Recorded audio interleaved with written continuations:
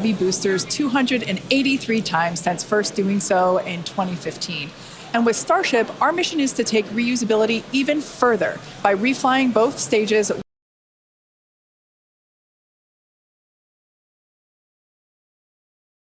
Mentioned earlier, rapid and complete reusability is critical to enabling routine spaceflight. The team at Starbase has been hard at work developing and manufacturing the hardware that will ultimately take humans back and forth to the moon and Mars. Now, even though we are not recovering Starship today, test flights like these provide the critical data that we need through every phase of flight. And that data informs future missions and gets us to that future where Starships are being recovered and rapidly reflown. Our teams are also working on the ground systems that will support rapid reusability. When we start recovering Starship boosters, we'll want them to return to the launch site for a quicker turnaround, as you can see here depicted in this animation on your screen. This is when the tower reveals its dual purpose. After launch, the arms or the chopsticks on the tower will help guide the booster into position to ensure a soft landing. Now, if you're thinking that this sounds hard or even impossible to do, well, that's the inspiration for naming them chopsticks. Some of you might recall a little film called The Karate Kid, where Mr. Miyagi famously taught the main character, Daniel, that if he could catch a fly with chopsticks, he could accomplish anything. Now, today we do have 4 ships and 4 Super Heavy boosters built, with more coming off the production line as our Star Factory continues to grow. These vehicles are slated for future flight tests just like today's, and in fact, just this week we static fired our next ship that's planning to fly and expect to test the booster as soon as the launch mount is free from today's flight test. Now, as a reminder, today is still just a test. While we really hope to get our splashdown location in the Indian Ocean, but any data received will help us improve. It's the third of many future flight tests for Starship before it becomes fully operational. And that's the goal of flight tests. They teach us about the limits of our design and improve our understanding of the vehicle, and ultimately help us make Starship more reliable and rapidly reusable. So whatever the outcome and however far we get, we can promise excitement. And things look like they are moving fast at Starbase, and that's exactly how we like it. Yeah, Rapid exactly.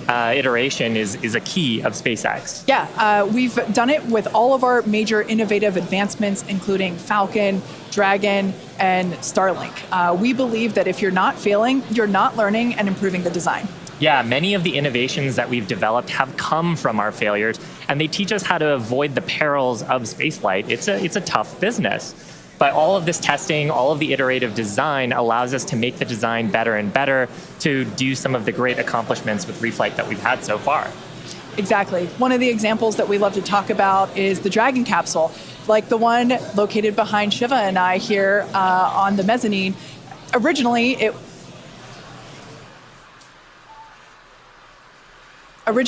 was not designed to be reusable. We wanted to prove the initial design, and then when we brought Dragon 2 online, we had to do a lot of corrosion analysis based on flights that had splashed down and analysis on hardware received there. And now our Dragons are reusable and also rapidly at a much rapid pace than they used to be. Yeah. So, I mean, great learnings from our original Dragon to our new crew and cargo vehicles have directly improved the operations, and they've helped us change our understanding of what's possible when it comes to rocket and spacecraft reusability. Now, we're just under T-minus 6 minutes, so I think it's another good time to check in with Dan for the rest of terminal count. How are we looking, Dan? Thanks, Shiva. We're looking good. 5 minutes, 35 seconds, and we're counting down. We are just about at closing the prop load sequences on booster and ship. Just a reminder, ship we're going to close out at around 3 minutes and 30 seconds, booster at about 2 minutes and 50 seconds. Once all of that prop is loaded on board, we'll have about 10 million pounds of propellant on both stages of Starship. Now, after that happens, we'll go through a couple of different procedures with the ground. We'll do what's called pushbacks, clearing out the lines between our prop farm and the vehicles themselves before we get to launch. And then in the next few minutes, we'll get the final guidance system alignments, the final thrust vector control, and booster checks, and all that will be performed. And again, if we need to hold, we have a hold gate built in at T-minus 40 seconds where we can hang out. It sounds like today we'll have about 15 minutes to hold. if we need to. If we hit that right now, it looks like the most likely reason would be winds. We're not tracking any technical issues to our T0 at 8:25, just about 4.5 minutes from now. So, I mean, everything's really looking good. The booster's almost at full frosty, so we'll see that close out in just a couple of minutes. But we're getting really close to flight, guys. The excitement is definitely growing here in Hawthorne, SpaceX headquarters. There is a large crowd gathering. You might hear them cheering occasionally. Now, Dan mentioned a good point about the holds. We have an opportunity to today hold for a few minutes. And this is a really cool thing about Starship. And we don't have this opportunity with Falcon or Falcon Heavy. Up until the T-minus 40-second point, aborts are just holds. So anything that would trigger an abort prior to T-minus 40 seconds becomes a hold. So that's a really cool feature to allow the team to wait for final checkouts or assess prop levels, engines, avionics, vehicle pressurization. It's really helpful to ensure a liftoff. Yeah, and that's something that is very different from Falcon. I'm sure people have watched our launches, and then we get right down past prop load and then have to scrub because of weather or scrub because of an issue on the vehicle. And we don't have the same constraints on our propellant and our system with Starship, which gives us more availability in the window. And sometimes that's all you need. Sometimes the winds dip just enough where you can launch the rocket safely. And otherwise, if you didn't have that ability to hold a few minutes, you might miss that window and then have to recycle to another day. Yeah, exactly, which is kind of like today. Like we mentioned earlier, winds are the thing that we are watching, so good news there. So we are still continuing to progress. We're looking at liftoff in just under almost 2.5 minutes from now. Super exciting. Like we said before, there's nothing more exciting than watching a test flight for a developmental program, and that's where we're at today. And like we talked about, we have some really ambitious goals for today's test. But really, the point of today's test is to try to get as much data as we can so we can inform the next iteration of the design of Starship, work those things into flight test number 4 and new objectives there that'll eventually get us to that glorious, rapid, reusable future that we so badly want. Yeah, for Flight 1, we wanted to clear the pad, and we did. For Flight 2, we wanted to get through hot staging separation, and we did. So today, we want to get even further than that and collect as much data as we possibly can. So with all that being said, we're going to check back in with Dan to take us through the final 2 minutes of terminal count.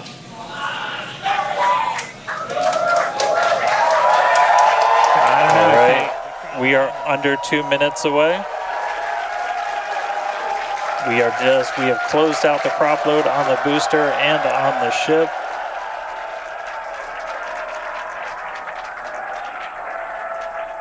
And we're starting to hear some good news that it looks like winds are not going to hold us up, so there's a good chance we blow right through that 40-second hold. So we're about 1 minute and 20 seconds away. Just walking you through one last time, we're going to see the engines ignite about 4 seconds before we hit our T0. They're going to ignite in 3 different banks. You'll get 13 of the inners, 15 of the outers, and then the last 5 ignite just 2 minutes before T0. And then after that, the quick disconnect will retract. The engines will start to throttle up, and then we'll see liftoff about 1.5 seconds after T0. So we're under 1 minute away. Don't be shocked if we hold at 40 seconds before, but it sounds like the winds are cooperating today. And we'll be able to move right past that, not tracking any other technical issues that could hold us. Proceeding past our QD vent gate.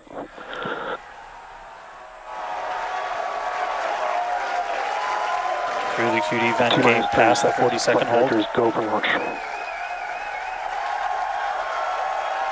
Flight Director Ty Huntington telling the team we are go for launch. So 20 seconds to go. Let's listen in. T-minus 10, 9, 8, 7, 6, 5, 4, 3, 2, 1.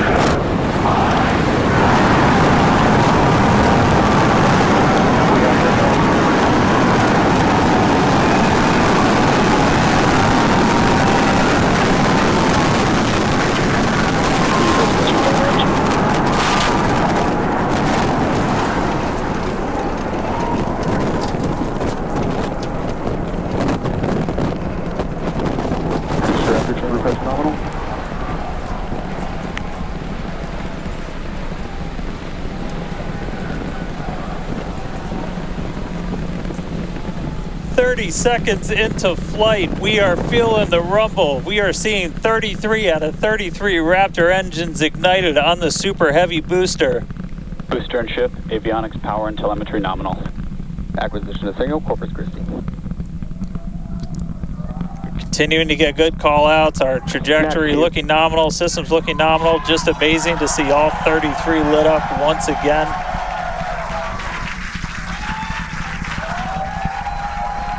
At this point, we've already passed through max Q, that maximum dynamic pressure, and passing supersonic, so we're now moving faster than the speed of sound, getting those onboard views from the ship cameras.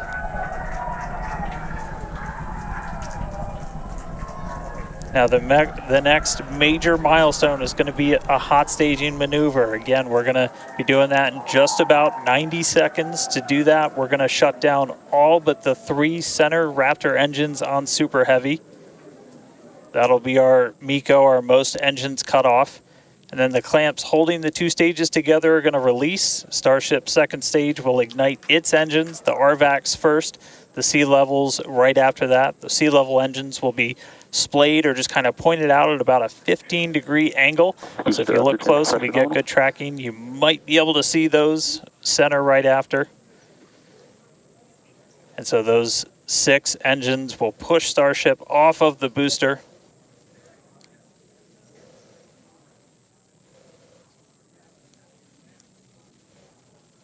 All right, counting down now. We're going to be coming up right at around the 3-minute mark on that hot staging maneuver.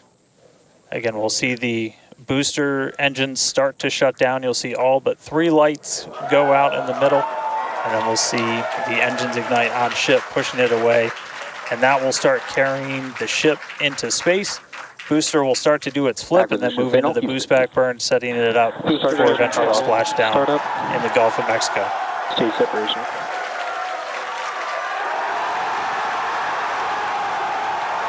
Boost back startup.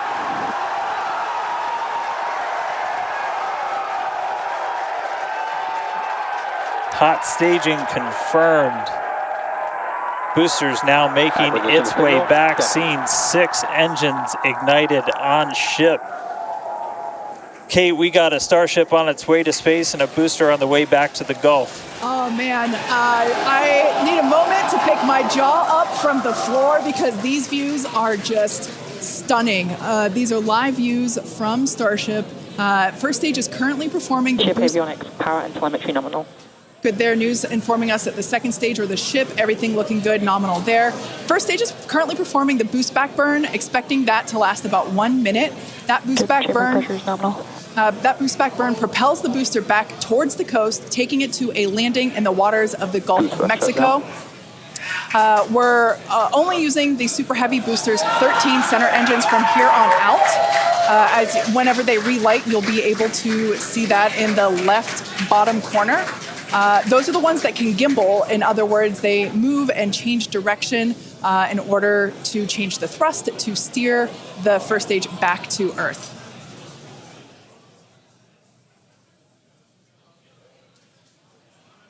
Wow, these are just incredible views coming to us. Everything is looking good for both the first stage on the left-hand side of your screen or the Super Heavy booster, as well as on the right-hand side of your screen, that is Starship, or we also refer to that as the ship. Now, the boost back burn was the first of 2 burns required to return it to Earth. The next one will be the landing burn, where all 13 center engines will initially ignite and then transition into a 3-engine burn to help slow it down. Now, just as a reminder of the stage 1 test objectives, we're looking for controlled ascent, which we have so far. Stage separation, which gorgeous, we cruised right through it, as well as on a nominal trajectory.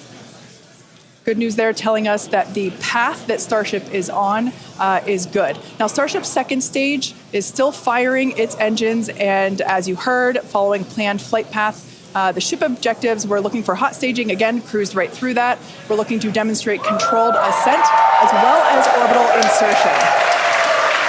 Now the bottom right-hand corner of your screen shows the ship engine graphics, so be sure to keep an eye on those.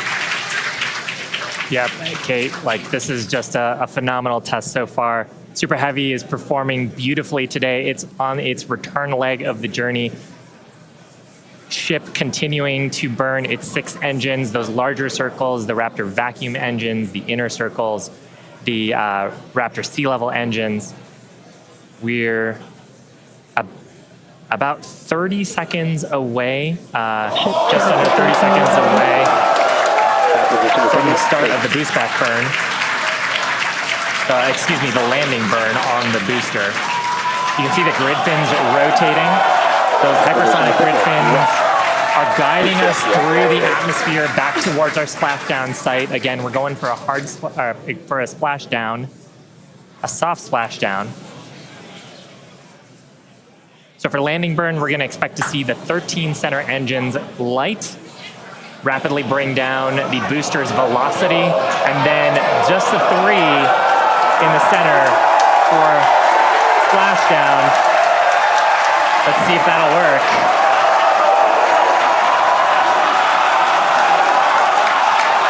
We're getting a few engines.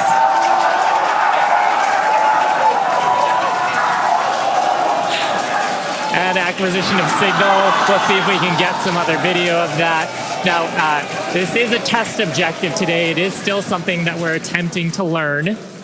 And to make it that far, to demonstrate the controlled re-entry up to that point is pretty darn good. Ship continuing to look nominal with its ascent burn. This burn lasting about 6 minutes total.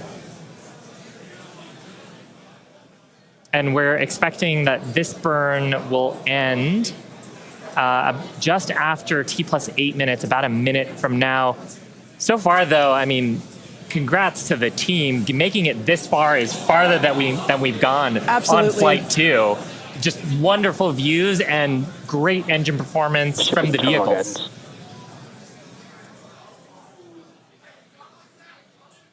So far, we've hit controlled ascent. We're in the middle of that right now. We demonstrated the hot staging. Kate, as you said, cruised through that. We demonstrated controlled entry of the booster. Just stopped a little short of the engine relight, but hey, that's something we can learn for the next one. Yeah. Now that view that we just had moments ago was a live shot of Star Command. There you see it again. This is our mission control center at Starbase. Where vehicle operators are standing by. Now, the next milestone coming up is in less than a minute. At that point, ship will, or I'm sorry, actually it already has. Starship engine cut off. There we go.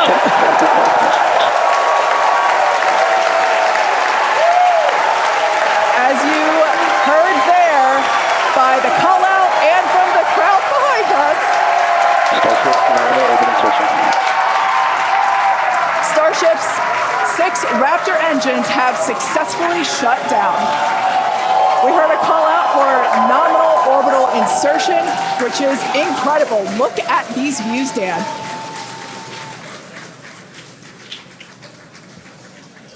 I'm just completely blown away right now.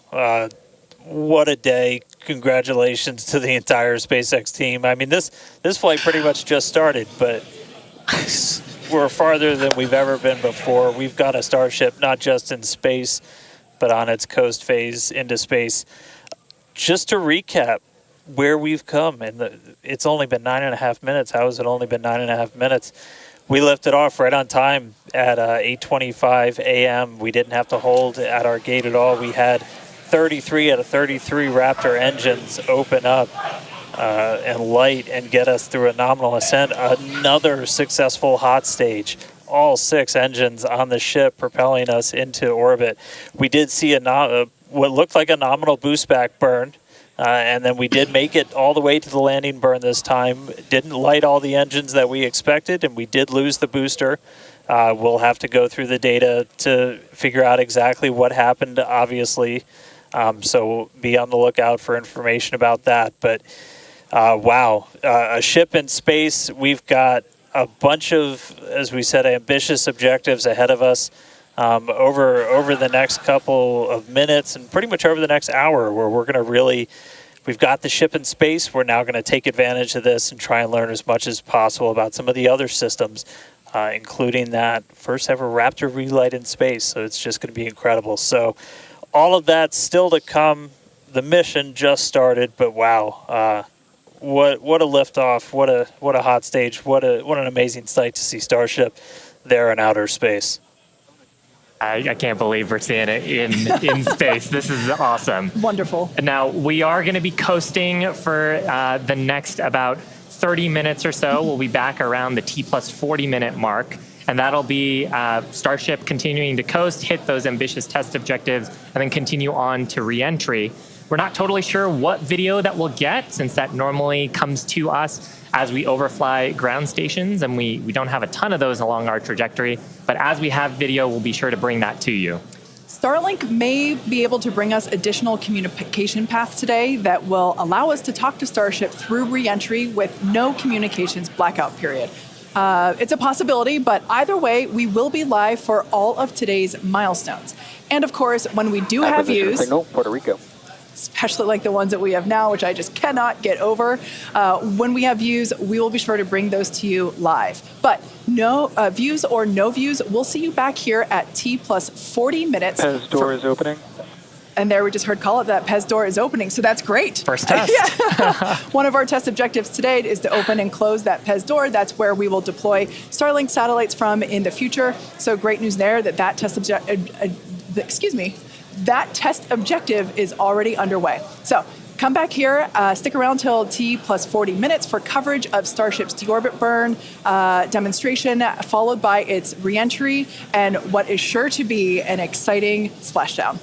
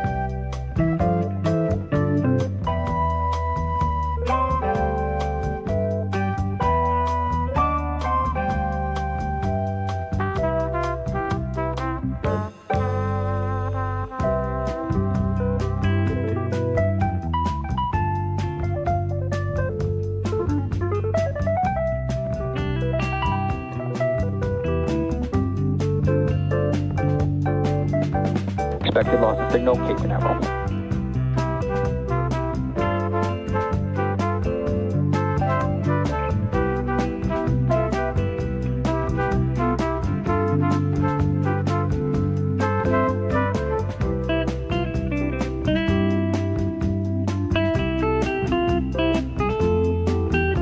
Pez trigger.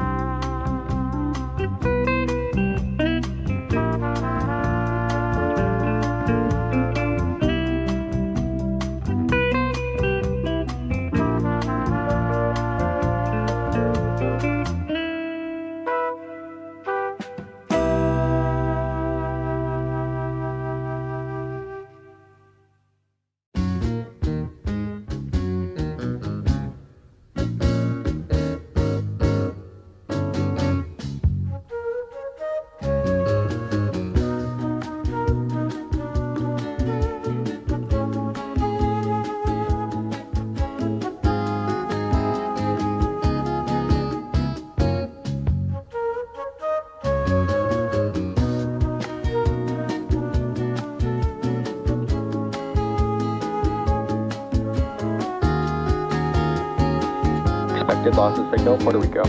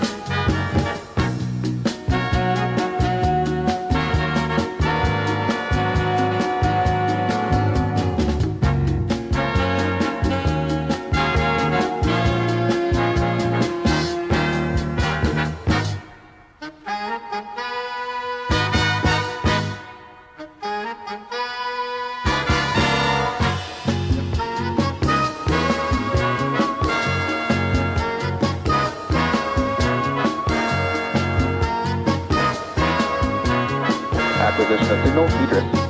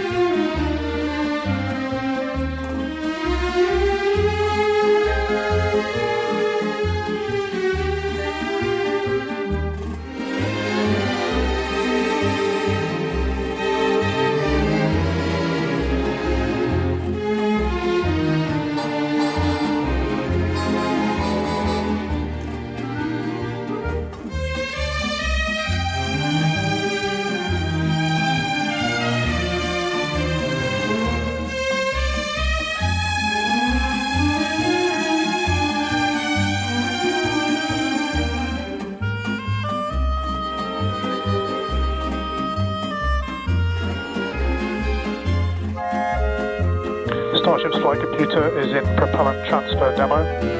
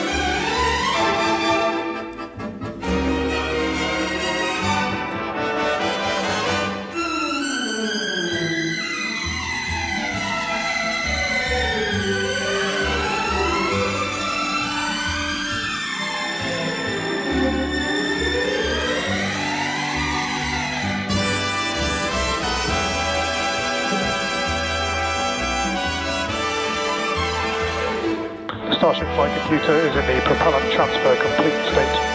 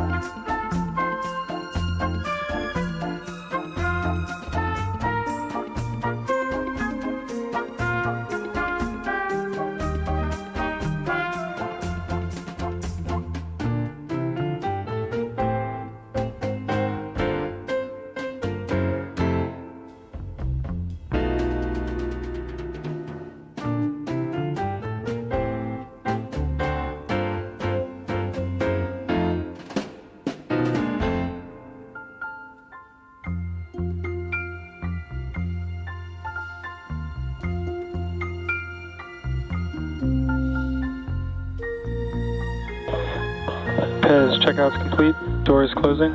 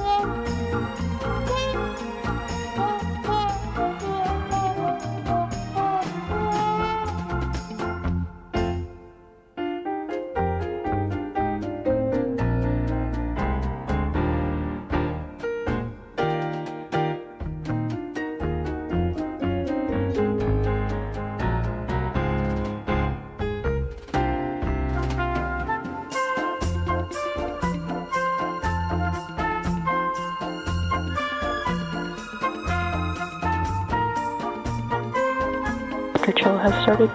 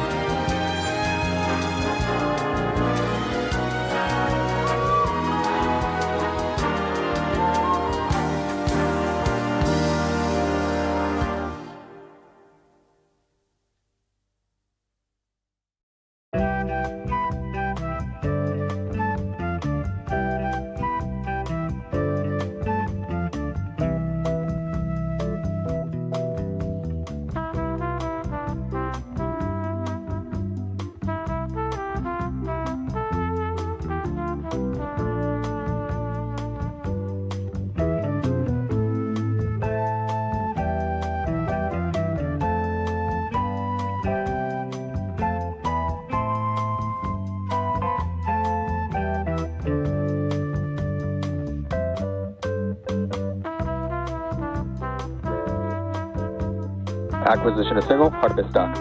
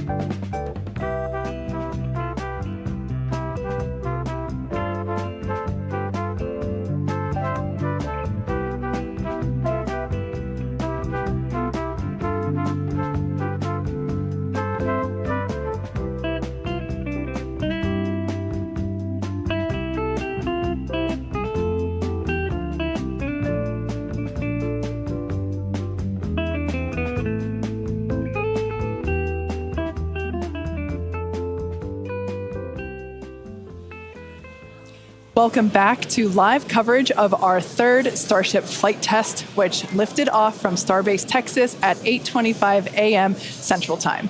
Our main objective today was to get through all of our ascent burns and collect as much data as possible, including a potential Starship entry. And we just came out of a coast phase and were treated to a number of HD views thanks to Starlink, including the PEZ door open-close test. So that was one of our test objectives today that we met. So that's awesome. It has been such a great day. It has been a phenomenal test day. Just to see booster lifting a Starship to ascent, ship completing its ascent. Just a wonderful day. Kind of to recap the objectives a little bit. Booster completed its ascent, ignited its 33 Raptor engines. We demonstrated a successful hot staging for the second time. Booster completed the boost back burn, didn't quite accomplish the landing burn, and then had a hard splashdown in the Gulf. Meanwhile, ship completely successful after the hot staging. We had a good 6-engine burn of the Raptor vacuum engines and sea level engines. And then we've commanded a number of demonstrations, including the Starlink satellite deploy demo, so the payload door, as well as a prop transfer demonstration. We do still need to do some data review on those. So as we get that data back, we'll be sure to update you on social for how those tests went. We are coming up on our next major milestones, which is an in-space relight of our Raptor engine for the first time, followed by re-entry and then landing in the Indian Ocean. Incredible. Yeah, that's right, guys. We should be just about 40 seconds away, 40 or 50 seconds away if we do this relight demo. Do want to stress this is not a deorbit burn. In fact, it's actually going to function a little bit opposite of a deorbit burn. We're going to be raising our perigee with this burn for the lowest point of our orbit. This is just to demonstrate that we can relight a Raptor engine on ship while it's gone through a coast, while it's in outer space, while it's in microgravity, all of the different complexities that come with lighting this engine again after it's already done an ascent burn, but you're now coasting through space. This is going to be really important anytime we want to do in-space maneuvers in the future, like eventual deorbit burns, any of our translunar injections that'll have Raptor engines firing back up. We may not do it. There is all of the guidance is loaded into Starship's computer itself, so if it doesn't see the values that it needs to, we could just skip the burn. So we are waiting to find out if that's going to happen or not. If it doesn't, as we said in the beginning, we're on a pretty steep trajectory that we are coming home no matter what, regardless of doing a burn. This was done just so we can really, we're in a trajectory that's really not super susceptible to delta V changes in velocity. If we were to do a burn, we've got a pretty concise footprint in the Indian Ocean that we're going to be targeting for splashdown today. It does sound like we are skipping past the on-orbit relight demo this time. Again, we'll confirm all of this through our post-flight data review, but it did sound like we did pass through that burn. So now that's going to start setting us up for re-entry. Yeah, that's exactly right. So coming up next around T plus 49 minutes is StarShip Re-Entry. Now, this is typically a portion of flight where we don't have communications with spacecraft because they're re-entering the Earth's atmosphere at or around orbital velocity, about 8 kilometers per second or roughly 5 miles per second. Super fast. Now, at those speeds, the spacecraft's interaction with the atmosphere results in friction and creates a plasma field around the vehicle. That blanket of plasma distorts communication frequencies, so we're basically left with a brief communications blackout. Now, we might get some telemetry back through a connection to the Tracking and Data Relay Satellite System, also known as TDRS. But if the plasma doesn't entirely block it, that connection will be at a very slow data rate and definitely too slow for any video. But that's why Starship and Starlink are a great partnership. Starship is so big that it will leave a wake or a hole in the plasma field as it flies through an atmosphere. You can think of a wake kind of like when you see a boat going through the ocean. It sort of leaves a trail behind it. There's some of those great views from Starlink giving us views of Starship's onboard videos. And so we're hoping that the Starlink on board will let us, just like we're seeing these videos now, see through that plasma field by maintaining a continuous communication lock with the satellites on orbit through the wake that Starship leaves behind. Now, this is only the second time that we're testing Starlink during re-entry. So even though we do have these great visuals now, don't be surprised if we manage to get some signal hiccups through. We're still learning about what that wake will actually look like in practice and whether we're able to get that live continuous high-speed data during re-entry. Yeah, that's right. And one of the really primary reasons we want to use Starlink is to just gather as much data as possible. It's been said the data is the payload on one of these flights, where we're putting this flight hardware in a real flight environment, trying to learn about it as much as possible. Re-entry is going to be a really critical phase of flight. We really want to know how the ship's going to perform, especially that heat shield as we're going through the hypersonic re-entry. So if something were to go wrong during this re-entry, we want as many paths as possible to collect that information, that data, just to, again, just continually feed back into the Starship program to make each flight more reliable, more successful. Acquisition signal, Mauritius.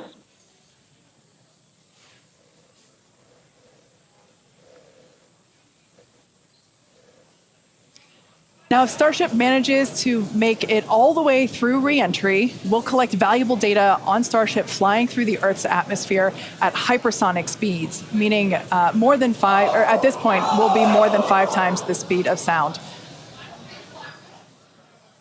Now we're watching these live views, HD views by the looks of it, thanks to Starlink. You can see that the flaps there on the ship might be actuating.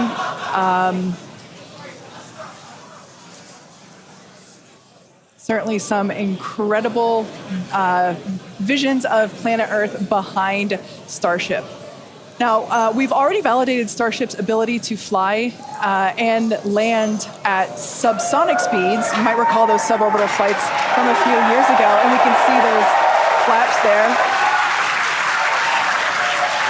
So getting data on aspects like heating and control while traveling way faster than we did before is going to be critical to eventually bringing Starships back from space for rapid reuse. So I mentioned those flaps. That's one of the things that enables Starship to help control itself and survive the heat of reentry, which, like we said before, we're expecting that reentry to occur around T plus 49 minutes.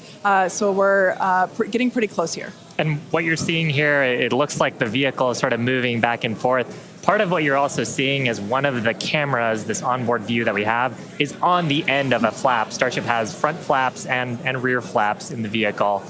So we've got 4 of those. And oh man, we can see the heating on those flaps as we're starting to re-enter the Earth's atmosphere. This is where the Earth's atmosphere is doing the work to slow us down. Now, like we said, this plasma field is, wow, what a view. We hope to maintain these views throughout. Starship is so big that we're hoping that the plasma field doesn't entirely blanket the entire vehicle. Right now, it is not. The Starlinks are Views still... brought to you by Starlink. Yeah, the Starlinks are still communicating and still capturing the data and the video that we see here. I mean, Shiva, this is just absolutely incredible views. We've never seen anything like this before. This is the biggest flying object ever in space. Absolutely, Kate. And it's important to note, with the ascent burn that we did was to get us to orbital velocities, even though we were on a nearly orbital trajectory. So the heating and the loads that Starship is going through right now are what it would be getting if it were recovering from an orbital mission. And just the fact that we have views through entry, this is incredible. Yeah. Again, this is the furthest and fastest that Starship has ever flown. And you can definitely tell by the crowd here in Hawthorne. The heat shield tiles doing their work. We talked about it earlier. Up to 2,600 degrees Fahrenheit that those heat shield tiles are dissipating as we are re-entering. Yeah, now this was one of the critical, or rather the key mission objectives that we were hoping to hit today. We have never, like I said before, this is the fastest and furthest that Starship has ever flown. So this is the first time that we're getting to collect this re-entry data and understand how these 18,000 hexagonal heat shield tiles are working together to protect the belly of Starship as it re-enters the Earth's atmosphere.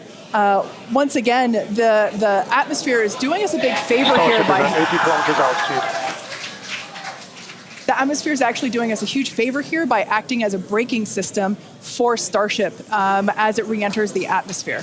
And that's part of the reason why the flaps are so important. We're using the body of Starship and the drag from the atmosphere to slow us down from orbital speed, but you want the vehicle to remain stable. You want those heat shield tiles pointed down so they can absorb the heat of the Earth's atmosphere.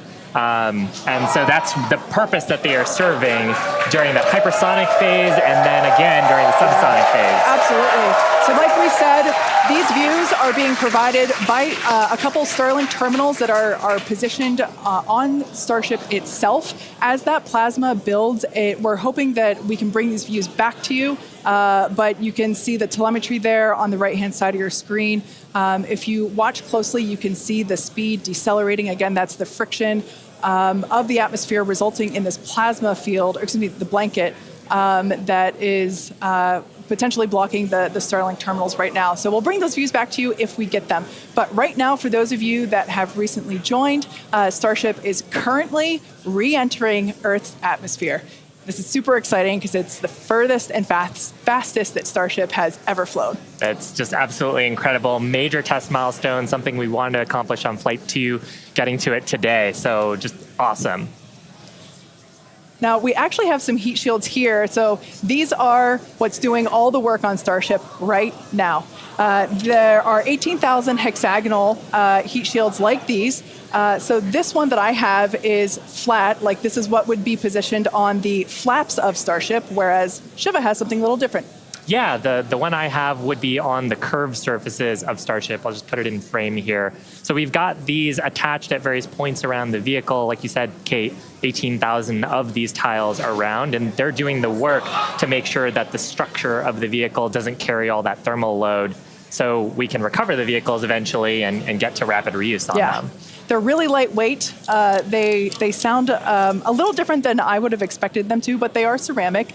And these are what's helping Starship survive through this period of entry. We're not sure how far we're going to make it. Again, this is the furthest that we've gotten in our test flight, but the further we fly, the more data that we can get, and that's ultimately the measure of success here, which I mean, I think today has been a huge success given where we've gone and how much further we've gotten with both the booster and Starship itself. And one of the beautiful things about Starlink on board the vehicle, we were getting that high-speed video. High-speed video is a very high data rate, and usually video comes after you get your telemetry. So hopefully we were able to get some wonderful data throughout the entry period, which is normally something we have to wait for until after splashdown when we get that data off of data recorders. Yeah.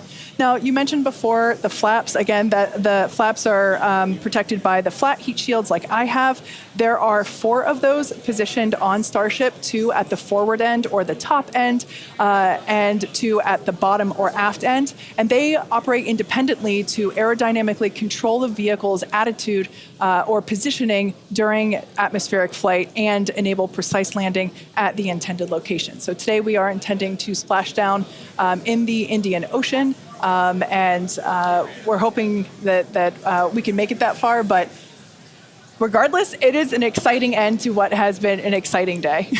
Absolutely. And I mean, we've had some tests in the past. We had suborbital campaigns where we have tested out the aerodynamic flaps at subsonic speeds. So that's below the speed of sound. At hypersonic speeds, well, supersonic speeds first, so faster than the speed of sound, and then hypersonic speeds. So that's more than 5 times the speed of sound.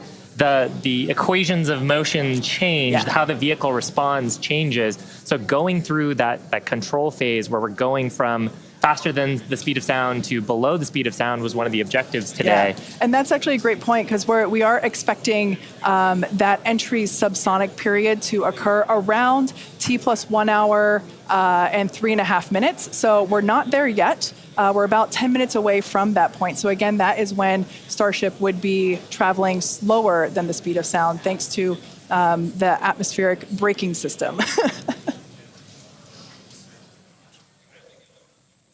And so right now we're still waiting to see if we're going to get data back from this ship. We might be in a bit of a blackout period right now. So still waiting to hear the status on it. But yeah, we got to the actual entry portion of today. We started into peak heating, which was just a really big milestone. Starship is pretty unique in the way that it re-enters, especially for something reusable. The closest parallel has been the space shuttle. When we're comparing Starship to like when we bring a Falcon 9 booster back, we're talking about 20 times the energy given the velocity that we're moving at, and all of that energy just gets converted into heat, and then we need to use those tiles to just help dissipate that heat. They're not ablative like you would see on something like Dragon, which uses an ablative in the capsule shape.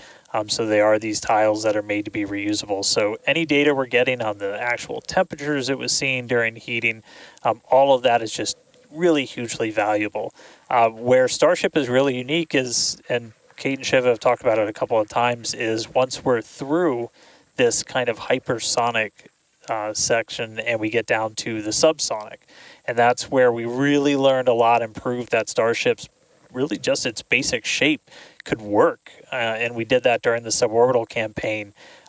Again, if you compare it to the shuttle, which entered, it had the wings. It had a similar heat shield system, but it had wings, and then was almost flown like a glider once it re-entered and was down to those subsonic speeds. With Starship, we're not doing that. We're just coming straight down. We'll hit terminal velocity, which with Starship is around 200 miles an hour, and then we use a flip maneuver to ignite those engines, do a landing burn, and then touch down on the ground. So you don't need a runway. We're doing that, again, designed because when we go to the moon, when we go to Mars, there's not going to be a runway there for us, and so that propulsive landing is going to be really important. This is an animation of pretty much what we were just watching on actual Starship video, which is pretty incredible. But we go through peak heating. One of the benefits of today's trajectory, actually, we got closer to what the heating profile will be on just a normal mission when you compare it to our previous flights, which were headed out to Hawaii. So we go through peak heating, and then we hit subsonic, and then Starship splashes down in the ocean. Again, we're not doing a landing burn on this flight, and we're not expecting Starship to survive the impact. We're not going to be recovering any of the hardware. For now, though, we are just still waiting to see if we're going to get some signal back. We're currently at a loss of signal with Starship. Don't know for sure what its status is, and so we're just continuing to listen in. But it was pretty incredible seeing the flaps really do their thing to maneuver the vehicle as it's moving through hypersonic. One of the big trade-offs between something like Shuttle and Starship is wings can be pretty heavy. And so if we can really demonstrate that Starship's controllable through that hypersonic regime when you're coming through the atmosphere, 25 times the speed of sound, you can save a whole lot of weight by not having really big wings. So super valuable to get this data, super valuable to Dan, then figure out what we're going to do on our next test flights. Dan, you'd brought up a really interesting point too, that for on shuttle, you are gliding in, going back to a runway. On Starship, because we're landing vertically, we are basically coming down, and then we've seen this during the suborbital campaign. We're not going to see it today, but during the suborbital campaign, we did the flip maneuver and then light our engines for a landing burn. And that's also really important for some of our other terrestrial destinations, that we don't have as much of an atmosphere. On Mars, there is pretty much no atmosphere. There's some great views from our previous test campaigns of a landing burn and upright landing. But on the moon, there is no atmosphere. On Mars, the atmosphere is extremely thin, so you actually need some other sophisticated techniques that other landers have used to land there. And so this vertical landing technique is really important to landing on destinations like those, which is ultimately where we're trying to go. Yeah, absolutely. So we hope to demonstrate that landing in future missions. That wasn't one of our objectives for today. We wanted the ship to focus on opening and closing, the first demonstration of opening and closing the PEZ door, which is where we will deploy Starlink satellites from in the future, as well as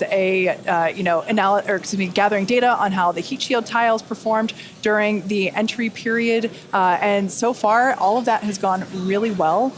So overall, it's been pretty great, and it's great to see how those initial tests that we performed a couple years ago for those high altitude tests allow us to see what those will look like in the future. But this piece that we're doing today of, okay, if we are coming back from orbital velocity and we're going through that entry period, that is the missing piece, right? We already figured out how to land once the ship gets to a certain velocity or altitude, and it's really this piece that we were trying to figure out today. How do we get Starship to survive orbital velocity atmospheric entry? And we hope to find out soon. Yeah, I mean, we talked about rapid iteration and how we do design. Part of our philosophy is testing early and often and trying to test in a way that is as flight-like as possible.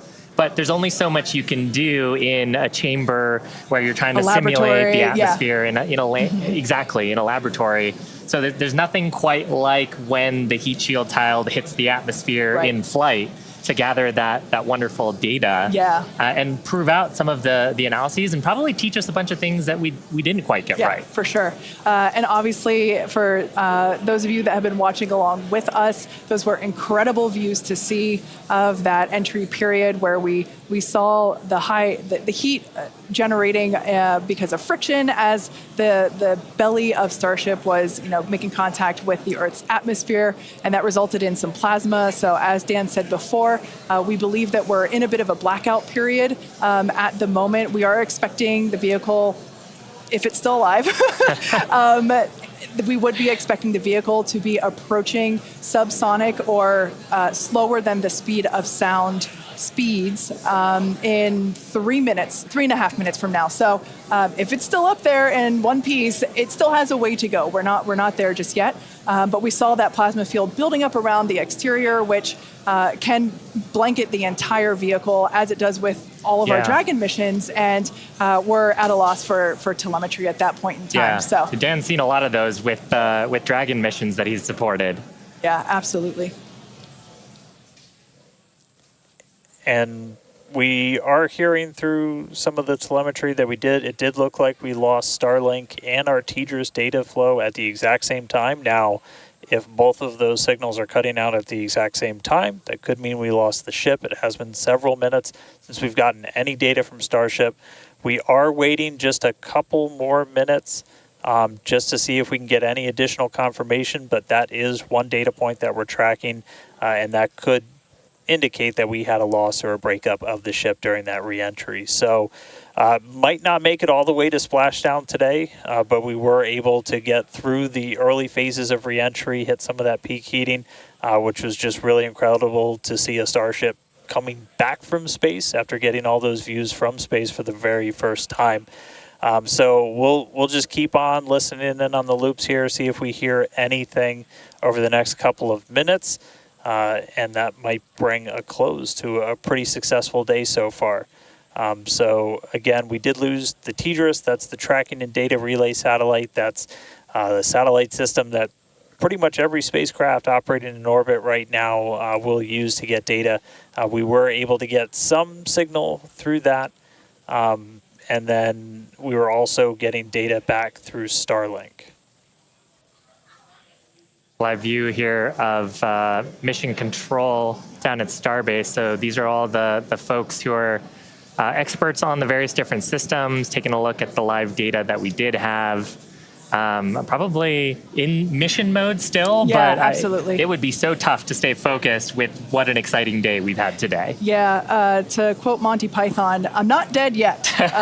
We don't know, as Dan said. We did lose connection with TDRS, which is the tracking and data relay satellite system, and Starlink at the same time. So it is a realistic possibility that we lost Starship, which honestly was always on the table. We didn't know how far it was going to get. The further we could fly and the more data we could collect was always the biggest win. And so regardless of, if we did lose the vehicle and we are not able to, make it all the way to our intended splashdown, note that we weren't intending to recover this vehicle, either vehicle, the Super Heavy booster nor the Starship. We weren't intending to recover either of them. They were both going to basically hit at terminal velocity and break up upon contact with the surface of the ocean.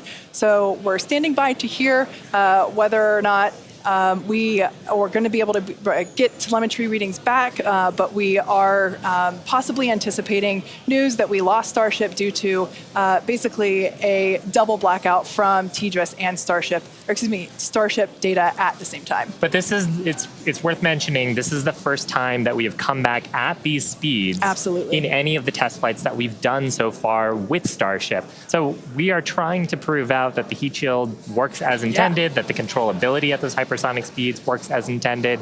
So if we were able to get back any data on that means the next version, what happens on flight 4, 5, 6, is going to be better. We must be able to get some because we saw incredibly gorgeous high definition views of that entry period whenever it was initially starting. So we must have gotten some data today there. has been otherwise a phenomenal day. Incredible. Liftoff on time, full ignition of all of the boosters, engines, successful hot staging, and then ship took it from there. Yeah, absolutely. We were able to see the ship actually make it further as well as the booster. We were hoping that the booster would perform a soft water landing, but we lost it during just before it was able to ignite the landing burn. But the ship continued on.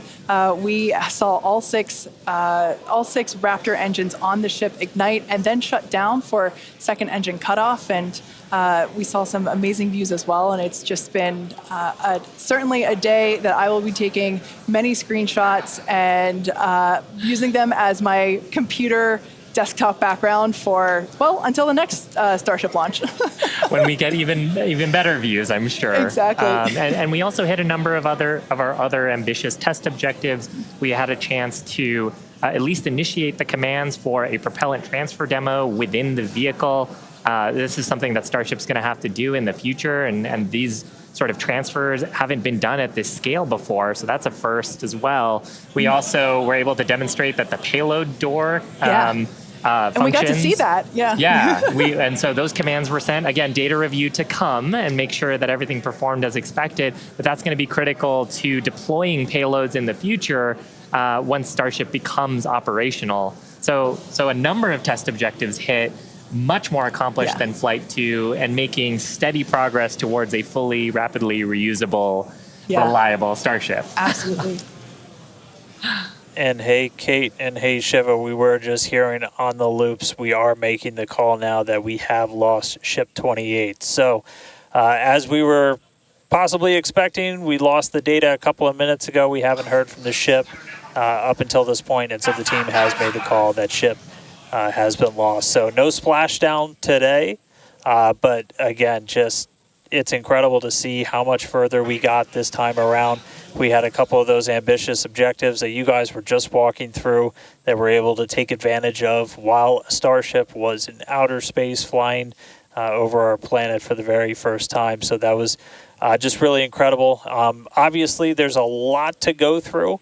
Everyone always wants to know right off the bat what happened. Takes us a little bit of time, but I can assure you as soon as we start finding things out, we're going to let everybody know. And I know everybody's going to be excited for the next one. I mean, as I pointed out in the beginning, there's 4 Super Heavy boosters either fully stacked or getting stacked right behind me. We've got other ships ready to go as well. So it's going to be a really busy time down here at Starbase as we look to really fly Starship as much as possible, get this vehicle ready to go for all the important things it's got to go do. And with that, we got to say a huge congratulations to our teammates and everyone who's supported the Starship program. There's been flames and reds along the way, but third time's the charm, and we made it to space. We also a big thanks to all of our future customers for your support. And we want to give a big thanks to the people of Cameron County, Texas, for their support, as well as the Coast Guard and the Federal Aviation Administration. Be sure to follow the SpaceX account on X for more updates from today's test flight and future Starship tests. But before we go, we want to wish SpaceX a very happy birthday. The company was founded on this day in 2002 when it basically consisted of this small team, a carpet and a mariachi band. I don't know about you, but we're feeling 22. Also, it's Pi Day.